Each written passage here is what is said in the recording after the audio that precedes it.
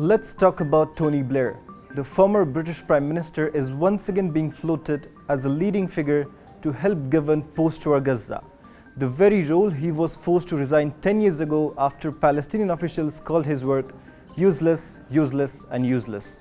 Blair's name shows up in Donald Trump's 20-point plan to end the war in Gaza, a plan Hamas has now partially accepted. The proposal includes something called a Board of Peace, chaired by Trump himself, to oversee Gaza's recovery and set up a new technocratic Palestinian administration.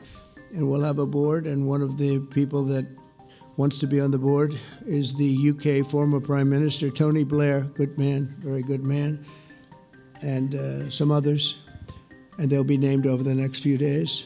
Now, Blair isn't exactly a neutral choice. For many, his name is still synonymous with Iraq, a war that shattered the region, killed around 200,000 civilians, and sparked some of the biggest protests in modern British history.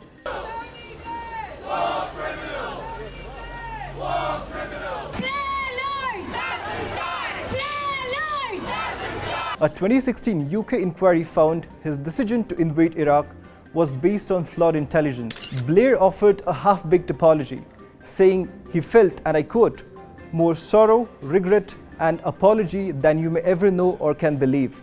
And again, I accept full responsibility for these points of criticism, even where I do not fully agree with them. After leaving office, he served nearly 8 years as the quartet envoy. That's the US, UN, EU and Russia trying to mediate Israeli-Palestinian peace. It didn't go well. Critics say he focused more on business projects than political justice, economic schemes that mostly benefited Israel, while doing little to address occupation or sovereignty.